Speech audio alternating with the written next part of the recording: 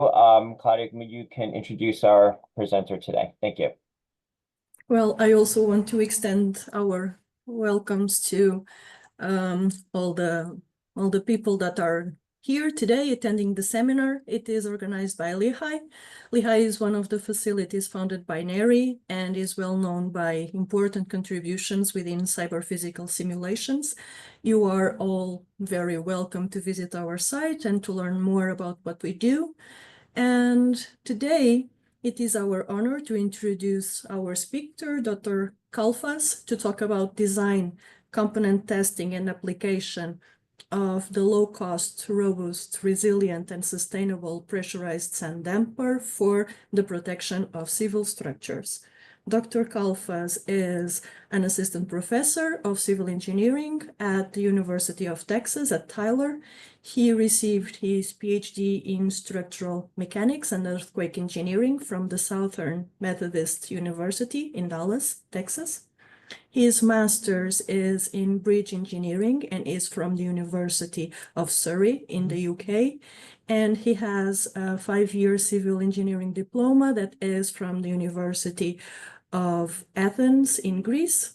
Dr. Kalfas' research interests include the study of response modification devices for the protection of structures against natural and man-made hazards, the seismic resilience of buildings, and the strengthening and stability of temporary structures. Our presenter is also a chartered member of the Institution of Civil Engineers in the UK and a member of the Task Groups 1.1, Improving Seismic Resilience of Reinforced Concrete Structures, and 4.1, Bearing and Joints at the International Association of Bridges and Structural Engineering. He has been honored with several prizes and awards, including the Haman Research Fellowship in Structural Engineering from the ASCE. And again, Dr. Kalfas, it is our pleasure to have you here today, and the floor is yours. Thank you. Thank you for the introduction, Dr. Rice, and thank you, Lehigh, for inviting me to be part of the 2024 NHERI Lehigh Seminar Series. So today I will talk to you about mainly my work, my PhD work on the development of a resilient and sustainable response modification device that is called pressurized sand damper. So this is how the outline will look like. I will spend some minutes talking to you about the component testing, the design, and the concept behind the development of pressurized sand dampers. Then I would like to spend some time discussing about the different phenomenological models that we use to characterize the rate-independent behavior of pressurized sand dampers. Subsequently, we will talk about the application of the pressurized sand dampers in an actual structure. This is an ongoing collaboration with Lehigh University, so we will spend some more time about this collaboration when time comes in this part of the presentation.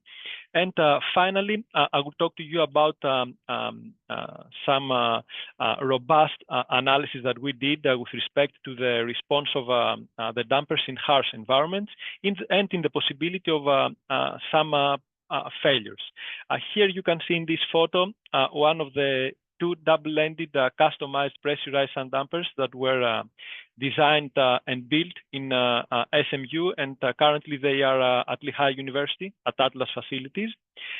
So I always like to start this presentation with this very beautiful aerial view of the Carquinez Strait. Now, those of you who are not familiar with the area, the Carquinez Strait is located slightly north of San Francisco as one drives from San Francisco to Sacramento. And I really like this view because I think it captures quite effectively the growing transportation needs of our societies. Here you can see three bridges. In the middle, we have a 1930 railway bridge, which is currently decommissioned, but it is still standing for historic purposes. On the left-hand side, you can see a 1962 reinforced concrete bridge. At that time, when it was constructed, it used to facilitate both inbound and outbound traffic to and from San Francisco.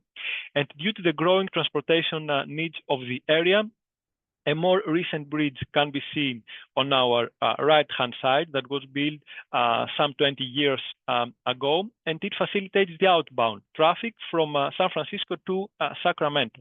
Nowadays, the inbound traffic is facilitated by the 1962 reinforced concrete bridge, which, as we can see, has long exceeded its design life, and this only happened due to a retrofitting scheme where these single concave sliding bearings were used only to reduce the big shear forces at the foundations of these rather brittle piers. Now, the single concave sliding bearings are part of the family of response modification devices, but this whole concept of response modification devices started many years ago with seismic isolation and the application of bearings that lengthen the period of the structure, and they also offer some supplemental energy dissipation, either through friction that happens with the single concave sliding bearings, or through lead cores, which happened with the lead rubber bearings that we can see on our right-hand side, which was part of the retrofitting scheme of the Richmond San Rafael Bridge in California. Now, at the same time, another technology emerged, that of devices that offer supplemental damping. And this is materialized either through fluid dampers that we can see here in this slide. These fluid dampers are applied either during retrofitting schemes, which is what happened during the San Diego Coronado Bridge, or during the initial construction of a bridge, which is what happened with the Rion-Antirion Cable Stayed Bridge in Greece. Or the supplemental damping can also be offered with buckling restraint braces or adding damping at stiffness devices.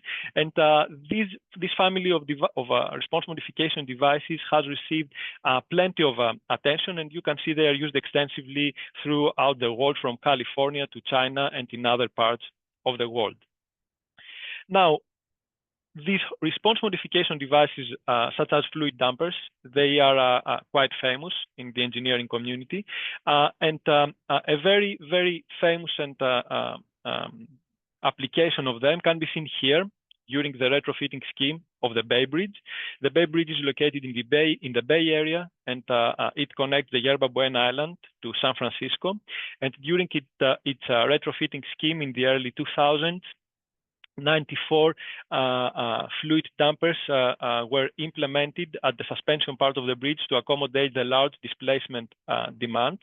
However, only 4 or 5 years after their initial installation, all 94 dampers were completely empty from their oil. And this happened not due to any excessive seismic loading, but due to the perpetual traffic loading that had not been considered during the design of the end seals of these devices. So imagine a truck, an 18-wheeler that used to cross the bridge, they would develop displacements of 5 to 6, plus or minus 5 to 6 centimeters, and this perpetual movement back and forth resulted in the development of the so-called viscous heating effect that is quite common in fluid dampers, resulting in eventual complete failure of the end seals, and finally in emptying. Give me 1 second. Yes, and finally, in a complete destruction of the dampers. And this is the motivation of the response of the pressurized hand dampers, which was, this is a concept that was received by my PhD advisor, Professor Makris, and I conducted all the work during my PhD. And let's move on to how these devices work. Here at the top, you can see a sketch of the response modification devices. How do they operate? We have a damper housing. Inside the damper housing, we have our piston rod where a sphere is attached on it, and we also fill the tube, the damper housing, with sand, which is pressurized. We apply pressure with these caps, okay? And we can control the pressure through 4 pre-stressed post-tension stainless steel rods that you can see them over here in the actual damper. And we can measure the pressure inside the damper housing by using classical mechanics, measuring the strain that is developed on these post-tension stainless steel rods. And as the piston rod goes back and forth, the sphere goes back and forth together with the piston rod, and the crushing of the sand grains together with the friction that is developed around the circumference of the rod and of the sphere, they dissipate the developed energy. Now, this is a nice 3D render that I developed during my PhD, and you can show the different components that comprise this double-ended pressurized sand damper with all the washers and the bolts, etc. Now, due to the geometry of the damper and to the exerted pressure, it is safe to assume that the force output of the damper, FSD, is only a function of the radius of the sphere, the exerted pressure, the radius and the length of the tube, and the applied stroke. And as you can see, these 5 independent variables involve only pressure and length. And we can cast the force output of the damper with these 2 terms, one due to the resistance from the sphere and one due to the resistance from the rod. As we can observe, we have 2 coefficients, phi and psi. These are both dimensionless coefficients, and they depend on the stroke and on the clearance of the damper. However, both coefficients assume the value of 1 at the initiation of the motion of the sphere, u equals 0, where the velocity is maximum. And this is the strength of the damper, as we call it. Now, here you can see the extensive experimental campaign that took place at SMU during my PhD with different sizes of the damper housings and of the sphere. And these are the actual components that I used during testing. You can see that we have different tubes with different lengths, different diameters, and we also use different profiles and sizes of the spheres. And why did we do this? Because the only way to reduce the force output of the damper would have been to reduce the radius and the size of the sphere. However, there was a limitation as of how small the sphere could be, because as you can see in this indicative failure, if the sphere, the thickness of the sphere was too small, then it would fail under shear. And for that purpose, we considered different profiles, such as these sleeves or even this bolt nut system, on which we will spend some more time later on in this presentation. Now, here you can see this is the experimental setup that we used at SMU, that I used at the structures laboratory in SMU. And you can see one of our pressurized sand damper configurations, and it is cantilevered only because I wanted to reduce the buckling length. Because while the design seemed to be, and the idea seems to be basic, there were some design constraints. One of them was the buckling of the piston rod. So there should be a balance between the size of the tube, the size of the diameter of the piston rod, and as a consequence, the size of the sphere. And the other failure, design constraint actually, was the shear failure, a possible shear failure of the pin.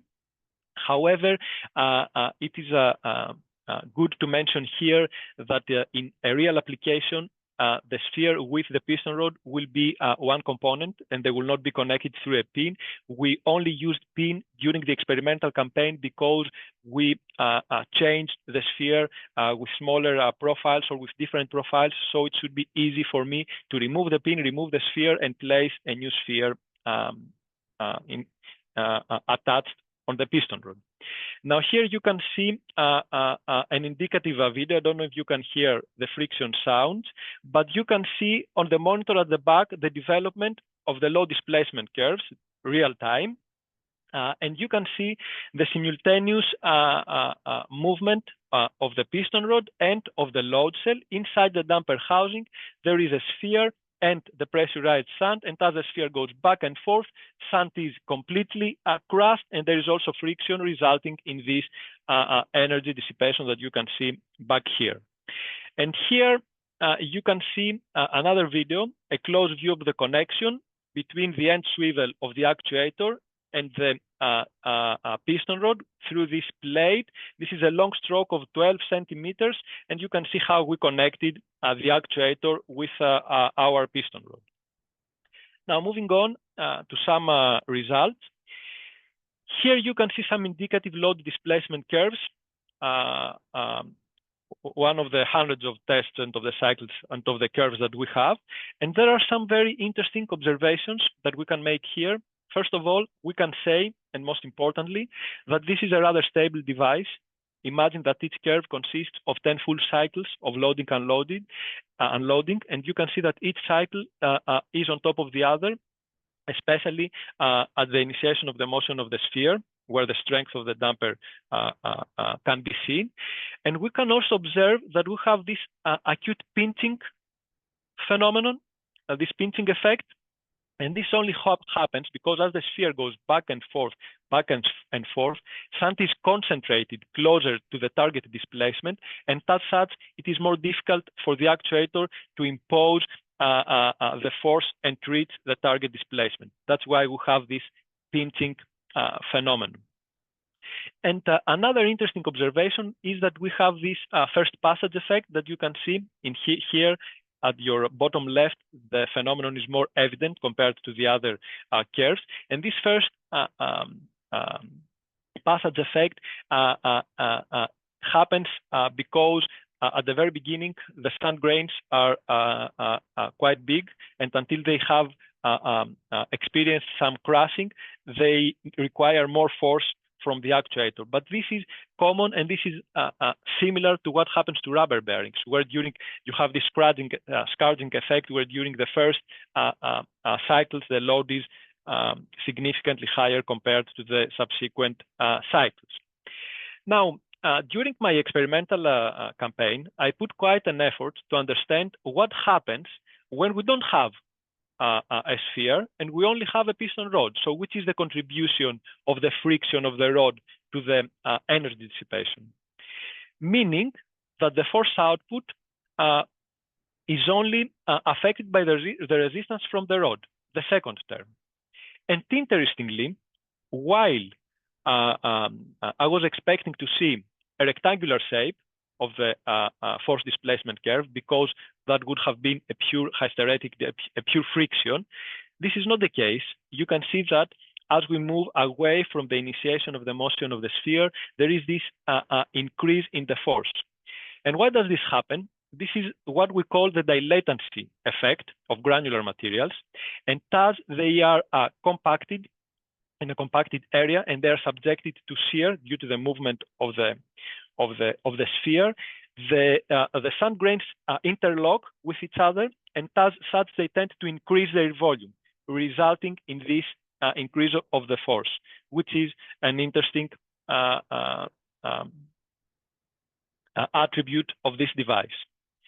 Now here you can see graphically what we already know from dimensional analysis, that the force output of the damper, that the strength of the damper is linearly related to the exerted pressure. We have this from the, we know this from the dimensional analysis, and we can also see this linearly from these two plots. And an interesting observation here is the effect and the influence of the friction of the piston rod to the total strength of the tube. And you can see the minimal effect that the friction has eventually on the strength of the damper. Here we have some master curves where we have combined all the different tests of different exerted pressures, different strokes, and different frequencies, where we normalized the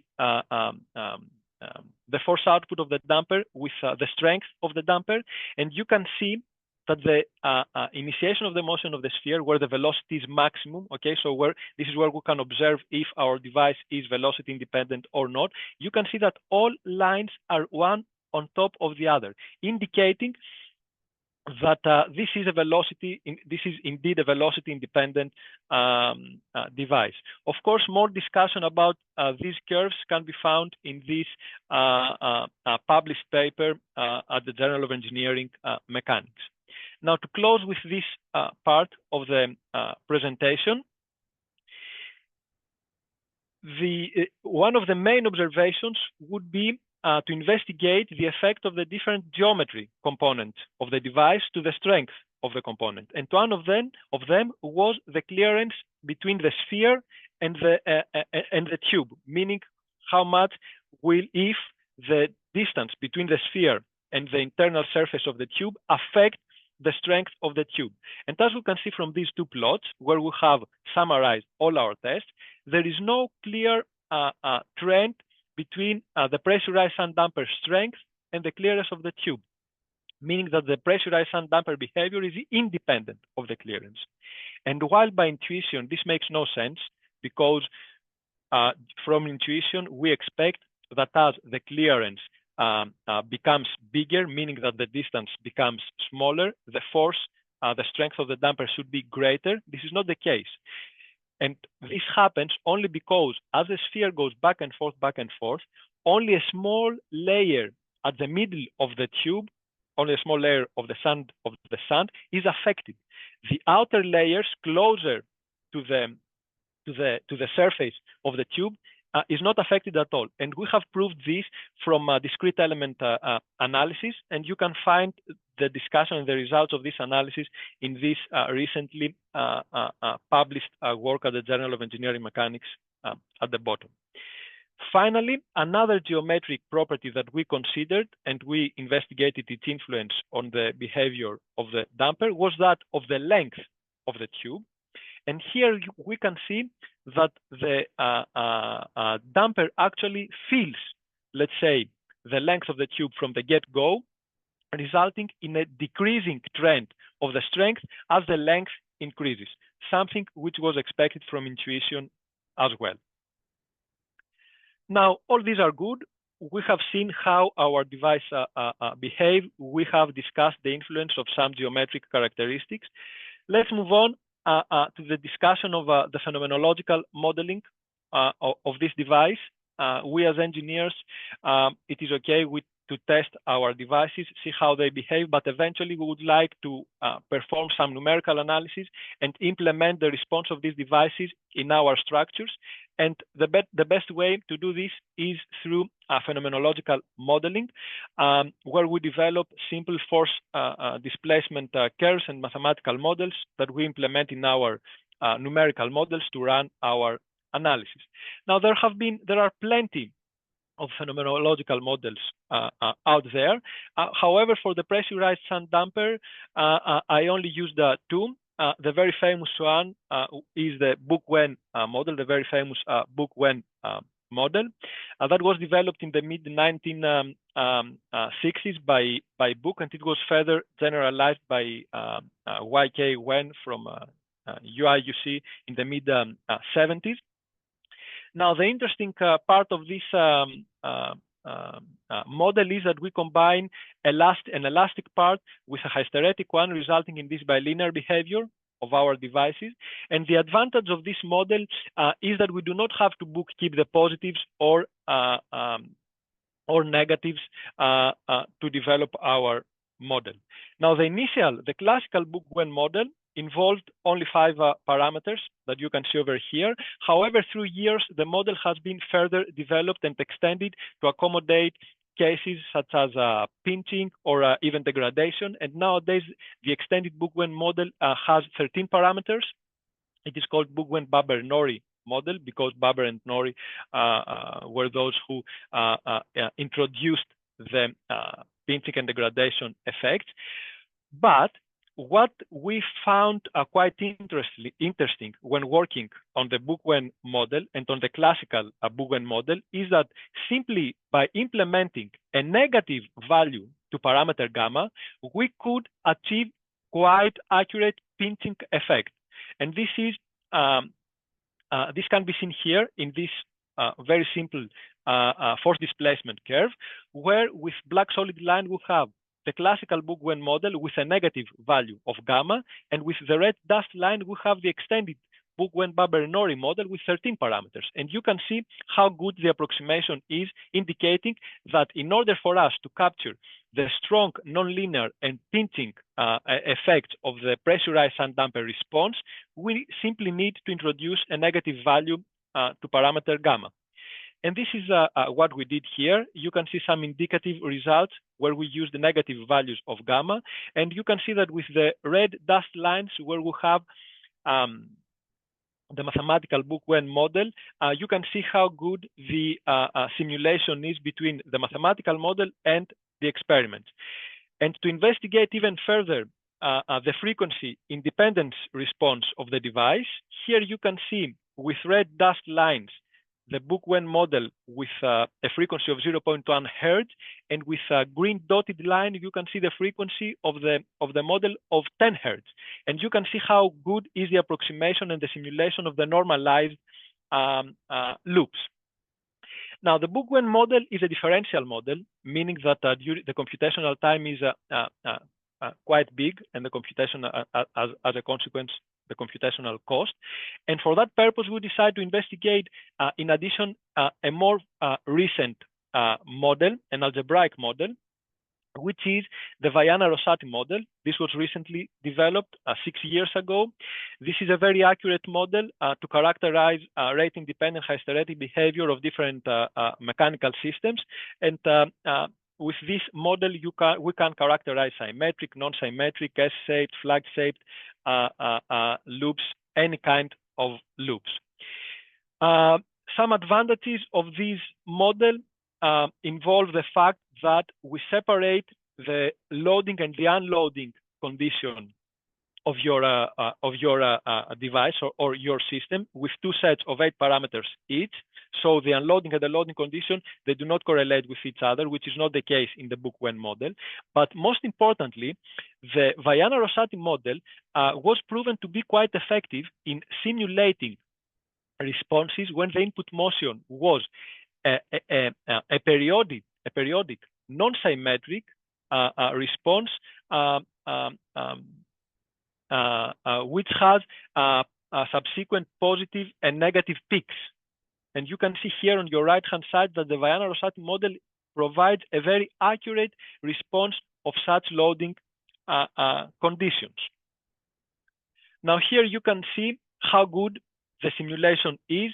Again, with red dashed lines, we have frequencies of 0.10 Hz, and with green dotted lines, we have frequencies of 10 Hz of the mathematical model for our pressurized sand dampers. And with black solid lines, we have the normalized curves of all our loops, and you can see how good the approximation is. And here, you can see how good is the approximation even when we subject our damper to an earthquake input motion that is characterized by non-periodic, non-symmetric input motions. However, the model requires some improvement in terms of the unloading conditions to capture the degradation effect. But at this stage, this simulation proves that the model can simulate pressurized sand dampers quite effectively. More details and more discussion about the phenomenological model of the pressurized sand damper can be found in this recently accepted paper for publication at the Journal of Engineering Mechanics. Now, all these are good. We have talked about the component testing. We talked about the mathematical models that can simulate quite effectively our device. But what happens? How does this device help our structures? Does it have any actual effect on them? And this is what we will discuss in this part of the presentation. This is how my collaboration and my advisor's collaboration with Lehigh started. So let me very briefly talk to you about this collaboration. Here we can see the one-story cross-laminated timber building with rocking walls that is currently standing at the Atlas Engineering research facilities at Lehigh University. And for those of you who are not familiar, a few months ago, there was a big project here in the States, which involved the collaboration of many academics and people from the industry to investigate the seismic response of cross-laminated timber structures, and it was completed with a big full-scale testing of a 10-story cross-laminated timber building with rocking walls. This one-story cross-laminated timber with rocking wall was part of the first phase of the NHERI Tallwood project, and the idea is to implement two dampers at both sides of this rocking wall so that they can offer some supplemental damping and some controlled rocking to this wall. So when during the first stages of my PhD, Professor Rickles approached us, talking to us about this idea and this opportunity. So we decided to move forward and design customized pressurized sand dampers that could accommodate the movement of the wall. So the challenge for me at that point was to design my dampers in such a way that they could accommodate the displacement demands of the wall, which are set at 2 inches. And at the same time, we didn't want to, I didn't want to develop dampers that would have excessive force output. For that reason, I should find a way to allow for large displacements, 2 inches, and at the same time to keep the force output low. And for this reason, the bolt nut system came in the game, and this is what I thought, where I developed I designed and developed two double-ended customized pressurized sand dampers with a bolt nut system, replacing the sphere attached on the piston rod. And currently both dampers are at Lehigh. Here you can see one of the two dampers at the SMU Structures Laboratory, where we conducted component testing. And these are the results of this component testing, where we make the same observations when we had the sphere, we have a very stable behavior. The acute pinching is still evident. However, what is interesting and important here for us is that we can achieve quite large displacements. We can go up to 10 centimeters, and we can keep the force output during in the pinching area quite low compared to what we had when we used a sphere instead of the protruding bolt nut system. Now, this is the experimental setup at Lehigh University during the real-time hybrid simulation stage. And you can see one damper here on our left-hand side and the other damper over here. Both have in the middle a protruding bolt nut system. Now, the term of real-time hybrid simulation is not new, but maybe some of you are not familiar with this. So this is an idea that was introduced to us by late Professor Steve Mahin and his student Dermidakis in the mid-80s. But since then it has received significant attention, and Lehigh is a leader on real-time hybrid simulation worldwide. So how does it work? Very, very briefly, we have the input motion, which can be an earthquake input motion that we apply to a simulation coordinator that has been developed from Lehigh. And then this simulation coordinator gives the signal for the displacement to the physical components. In our case, the physical components are the two pressurized sand dampers. And we also have a numerical model of our structure. In our case, this is a single cross-laminated timber wall, where the response, the actual response of the physical components contribute to the response of the numerical model. In that way, we have the benefit of both the experimental approach, where we can see how the most important components behave, and we also have the benefits of reduced time and cost by developing our numerical models. For this stage, we used 6 earthquake input motions, 3 far field and 3 near field. And here you can see some results. Here you can see the time histories of the wall drift, where we compare three different models of the wall. We have one fixed wall, we have one rocking wall with no dampers, and one rocking wall with the pressurized sand dampers. The rocking wall with the pressurized sand dampers is the red solid line, and the rocking wall with no sand dampers is the blue dust line. And you can see that in all cases, the wall drift is significantly reduced due to the application of the sand dampers compared to the case where we have no sand dampers. Now here you can see the damping that is offered in the case of the wall with the sand dampers compared to the case with the rocking wall without the sand dampers. And you can see that there is some supplemental damping that is developed over here. However, this is a part that requires some further investigation, and actually a couple of weeks ago, the second phase of real-time hybrid simulations was completed, and this is what we will publish next year. Now, to close this part of the presentation, this is a very nice coordinated video that was developed by Tommy Marullo and Liang Cao from Lehigh. And you can see the testing of the two physical components, the two sand dampers. We have our left pressurized sand damper at the top and our right pressurized sand damper at the bottom. Here you will see the low displacement curve of the two dampers, left and right, and then you can see some time history development of the numerical model together with the movement of the numerical model. It is interesting to see how when one damper is in elongation, the other one is in contraction. And you can notice that the elongation part is higher, given that during the elongation, during the rocking part, the elongation part is bigger compared to the contraction. And it has been proved and shown in previous studies on rocking structures.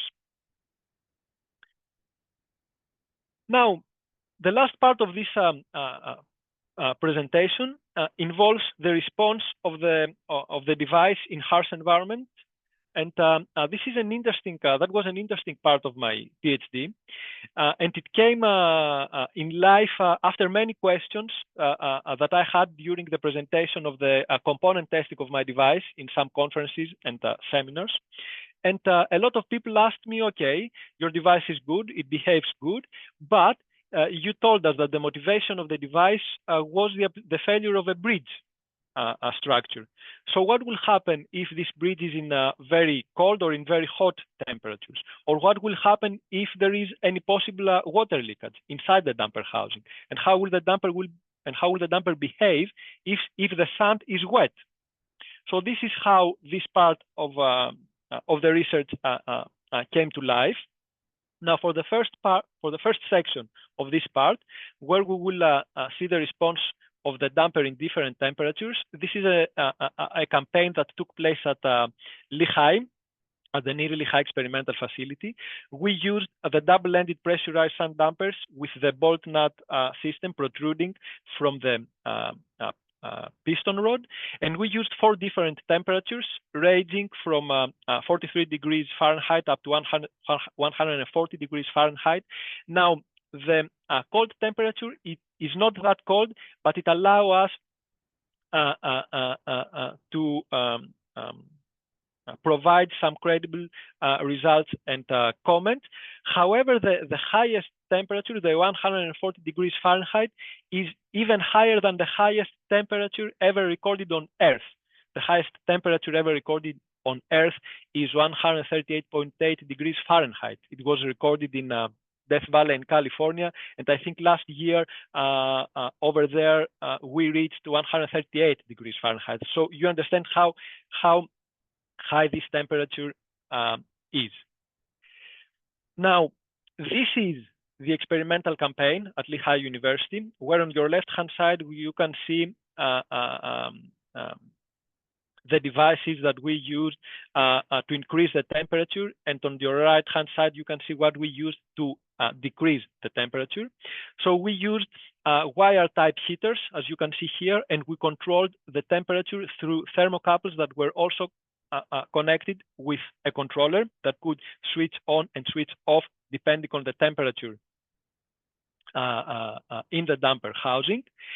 Now, for the cold temperature, we used ice bags with which we wrapped our damper housing, and we used these insulation layers so that we could keep the temperature that low for as long as we could, and we managed to keep it that low for approximately 2 hours, which gave us plenty of time to run our analysis. However, for the heating temperature and even for the cold temperature, the initial thought was to use thermocouples inside the damper housing. However, we immediately realized that the instant the sphere would start moving, thermocouples would have been damaged. So they would be of no use to us. As such, we developed this mock model of the same geometric characteristics, where we used a different number of thermocouples outside and inside the damper housing, and we simply measured the required time to reach the target temperature. So you can see that in order for us to reach 43 degrees Fahrenheit, we required almost 5 hours. And after that, we had 2 hours to do our test. And in order for us to reach the highest temperature, we required 2 hours and 20 minutes, meaning that after we had our wire heaters around the damper housing, we could start running our test after 2 hours and 30 minutes approximately. So before that, we simply waited until the temperature could reach what we wanted. And after that, we started testing. Now here you can see the temperature time history, and this is our target temperature. Here this is our 40 degrees Celsius, and here it is 60 degrees Celsius, which is 140 degrees Fahrenheit. These are the results from the mock model temperature time histories. And here you can see the actual response of the damper under different temperatures. And you can see how stable the behavior is and how robust the damper is, irrelevant of whether it is in either too hot or too cold conditions. One might observe a slight increase of the force output when the temperature is too high, but it is very small compared to what we have, less than 5%, meaning that this is an acceptable performance, showing the robustness of the damper in harsh temperatures. And now the last part, which is the response of the damper when the sand is wet. This is an experimental campaign that took place at SMU Structures Laboratory and Geotechnical Engineering Laboratory. We used one of our configurations with a sphere inside it, and we considered different water contents of 0, 1, 2, 4, and 6% water. And we also considered 2 different cases. One of them was a damper where the sand was, where the whole quantity of the sand was saturated with these percentages. And then we thought that this is not too realistic. So we considered a second case where only the outer 6 inches of the damper consisted of wet sand with these percentages. And here you can see the results when the whole quantity of the sand inside the damper housing is saturated with the corresponding percentages. And you can see that the response is quite stable. The only difference is that the higher the water content, the longer the delay for the initiation of the pinching. Okay, and in some cases, maybe the pinching force is lower compared to what happens when we have dry sand inside our damper housing. Showing again how robust this device is, even when there is some failure in it. And here, these are some results when we allowed for wet sand only at the outer parts of the damper. And again, we observe the same good behavior with a slight delay at the initiation of the pinching. Now, this is a publication which is a pending submission. It is almost ready. So this will be published hopefully next year for you to investigate it more and see some extended discussion on the robustness of the pressurized sand dampers. Now, to close, today we saw that the pressurized sand damper is a good candidate for a response modification device. It is fail-safe. There is no failure of the end seals. I conducted more than 12 or 13,000 full cycles of loading and unloading. I experienced 0 sand grains leakage, literally. But you understand, even if there is some sand grains leakage, they will cause no pollution to the environment. And we also saw in our previous slide, even if there is some water leakage inside the damper housing, nothing. This will not affect the response and the behavior of the damper. This is robust in harsh environments with either very high or very low temperatures. It is sustainable. We use steel and sand. It is cost effective, and it can be continuously monitored with commercially available weldable strain gauges, which is a cost effective solution and a widely used solution in engineering projects. Now, before I leave the floor to the audience for questions and discussion, I would like to thank the SMU machinist, Ken Sangston, and the Atlas Engineering Research Center staff and technicians for their invaluable help. As academics, we know that without these people, we could not have completed our project. And I would like to mention that this is both the work that I did for my PhD and the collaboration with Lehigh. They are both NSF-funded projects.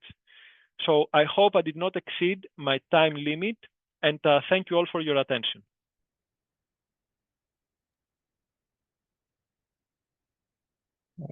Thank you, Kostas. So at this time, if there's any questions, if there are any questions, you can please type in the chat or the Q&A. We'll give a few minutes for questions here.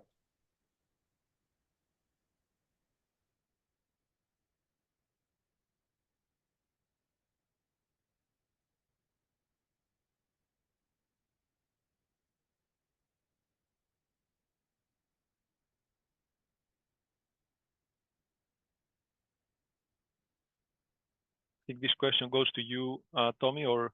Right, yeah. So I'm monitoring chats to see if anybody has anything to offer or to ask. We'll give another 30 seconds. Sometimes people could be typing in as they're formulating their thoughts. If not, no big deal.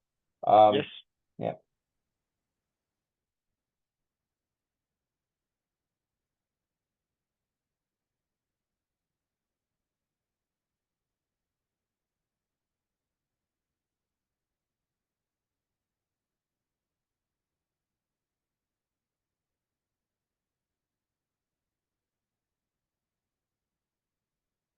Sorry, I do see a hand was raised.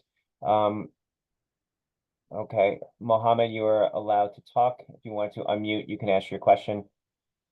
Hi, thanks a lot for the very interesting presentation. I just typed in a question. Will the slides be shared? And if we have any further questions, who should we address it to?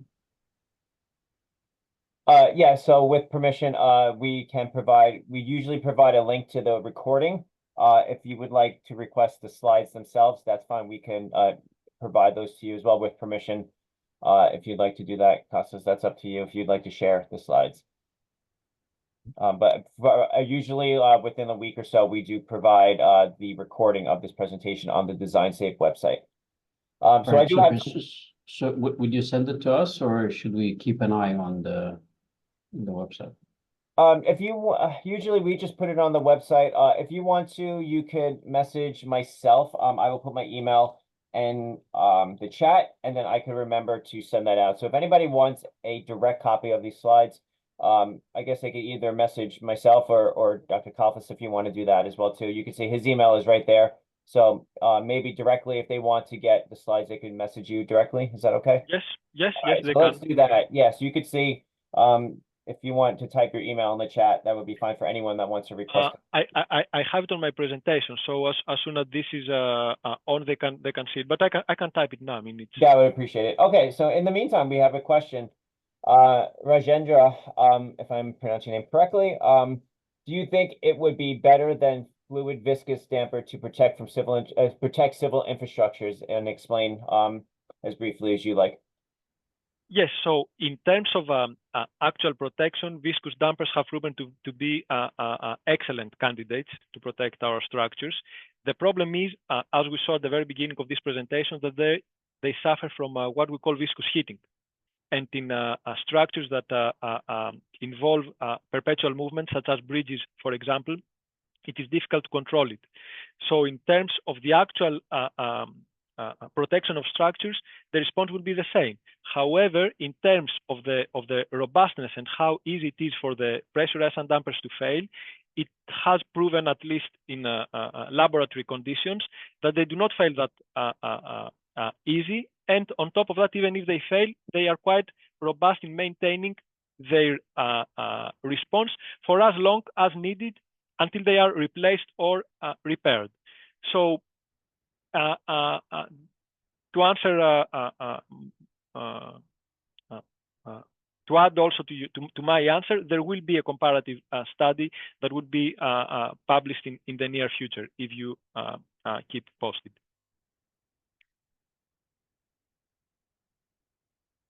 Thank you. Okay, so going through the chat again,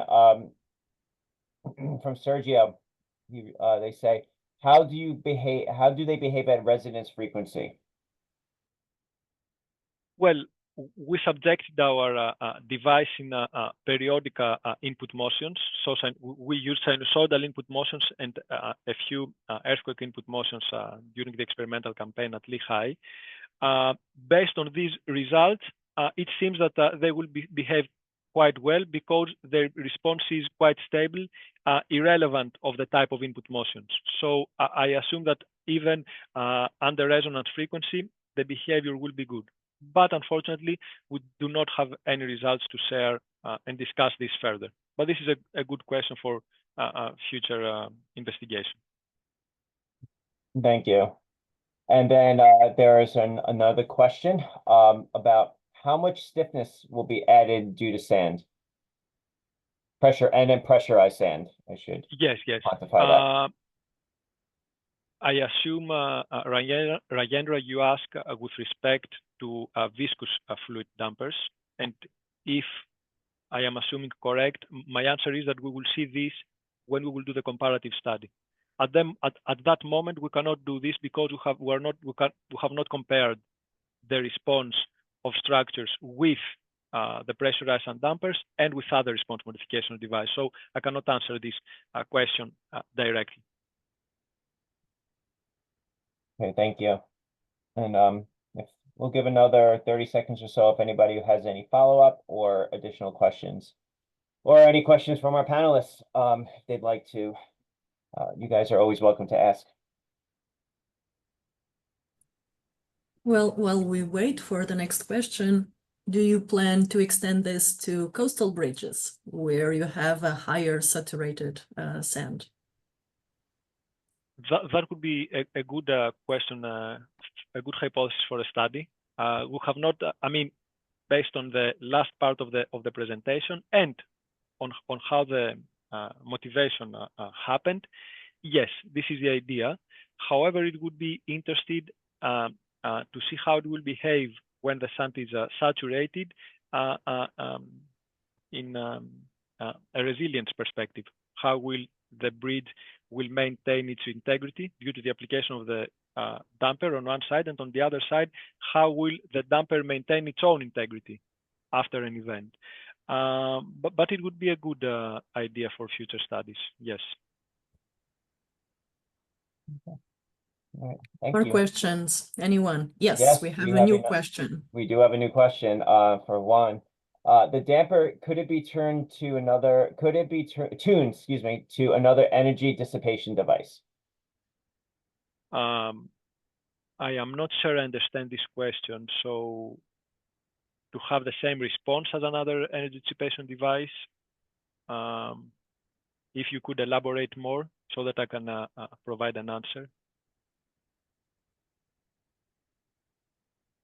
Yeah, Juan, we could, if you want to maybe explain or elaborate a little bit more about your tuning, if it's like a reference model for numerical model and physical modeling. Yeah, we'd like to hear a little bit more detail of what you're trying to ask.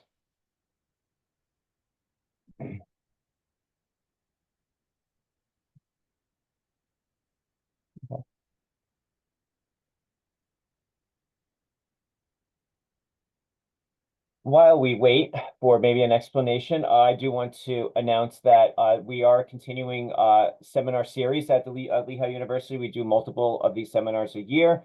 For some of you that have been here a few times, our next one is going to be announced shortly on Wednesday, November 20th at 12 p.m. Eastern. It's going to be based off of physics enhanced learning as a driver for twinning and condition assessment. So look for that coming from the Design Safe emails. And then also we have a users workshop that is coming up in December, an in-person workshop at the NHERI site for researchers looking to write proposals. That will be on December 5th. Again, you'll look in a couple days to see if that is something of your interest to come join us at Lehigh University to learn more about our center in person. So we do have no have to follow up to Juan, but with Sergio does have a follow-up. How does the type of sand vary the response in respect of size, composition, geometry, or grain? Yes, this is a good question. We saw that in terms of the friction that is developed in the damper, the consistency of the sand grains play a significant importance, and they can change the response. However, the frequency, the frequency itself does not add significantly to the force output of the damper. So in that sense, it does not change the response significantly. However, when we investigate the friction solely, then this would make a difference. Generally, we tried a big number of tests with different sand, coarse sand, fine sand, a mixed sand. We have the result. There is no great difference on the results, but we decided to conduct the majority of our tests with fine grain results to simulate with fine grain sand to simulate the sand that we can have from a seaside or from a river bed. But overall, it does not change the response, no. Okay, thank you. We do have follow-up here, maybe, or let's see. Nope, we do not. So with that, if there are any other closing remarks, Kostas, if you'd like any other closing remarks, or Claudia, we just give you guys another minute or so if you'd like to say anything else.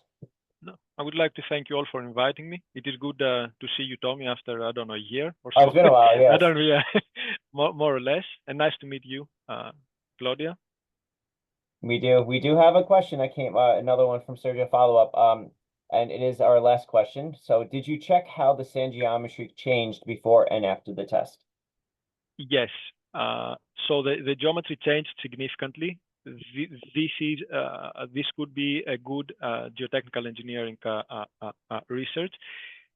At the outer edge, where there was no impact of the sphere, nothing happened. So the grains remained as they were, and at the top and bottom of the sphere layers. However, where the sphere moved, the sand became powder, and it was such hot, meaning that the chemical composition of the sand changed due to the movement of the sand and to the crushing of the sand grains. However, me personally, during my PhD, I did not investigate the change in the chemical composition of the sand and how it could be used in other applications, like as a concrete aggregate, or I don't know. Okay, thank you. And with that, we will conclude. Claudia, did you have anything else you'd like to add? No, just say thank you to our speaker, to everybody that attended our seminar. I look forward to meeting you again soon, and consider visiting us during our workshop here at Lehigh, and see you soon. Absolutely. And with that, we'd like to close for today. Thank you, everyone who joined us, and hopefully we'll see you again in November for our next seminar series. Take care. Thank you all. Okay.